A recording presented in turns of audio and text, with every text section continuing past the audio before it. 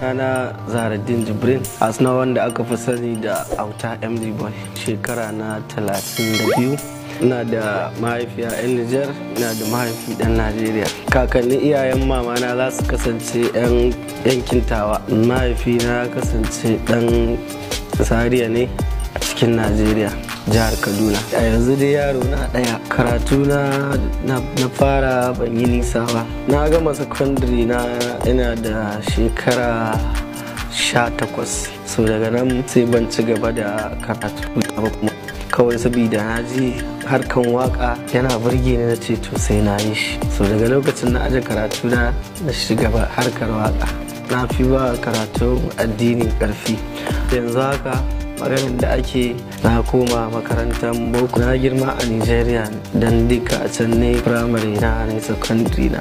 Abu ne wanda ya kasance yana burge ni, yana bani sha'awa har na yi kwaɗayin a ce ni ma na fara yin shi kuwa. To akalla da yanzu zan kai shekara 20 da fara harkata ta wannan waka kenan da nake. Na fara tun a Najeriya da kafin nan na dawo Nijar na ci gaba da yi. To dama duk sanda wani zai fara irin wannan sana'ar zai dan samu dan tseko musamman ma daga cikin gida. So ya kasance mahaifina na so amma mahaifiyana ba ta so. To daga baya dai ta amince ta bani oke, ta yi addu'a, sannan ne na samu ƙwarin gwiwar ci gaba da harkokina na waƙe-waƙe. Mawaƙin da na fi ji ko a lokacin kuma ta dalilin shi na ji ya kamata in fara waƙa shine Umar M Sharif. So tun yana waƙa ma tun ba shi kanshi ba a san shi haka ba a san shi ba. So tun lokacin ni ina bibiyan shi saboda ina jin daɗin waƙoƙin shi, saboda shi ne ma ne kwaɗayin in fara. Waƙar da ta nuna waye Auta MD Boy a duniya ita ce Baba Ai Min Aure.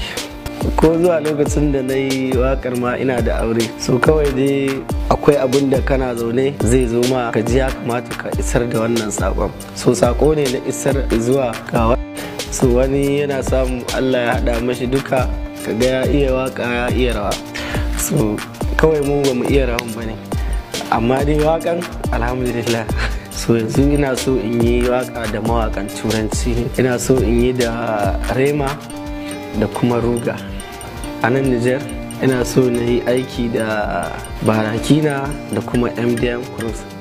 Akwai bambanci tsakanin Nijar da Najeriya amma ba shi da yawa, wani dogon distance bane. To menene distance din? Shine wanda suke harkan a Nigeria sun fi na Nijar yawa. So idan da a ce wanda za su zama suna harkan a Nijar suna da yawan da za su kai na Najeriya, so ina ga cewa Nijar za ta iya fin Najeriya saboda yanda suke tsara nasu ya fi yanda Najeriya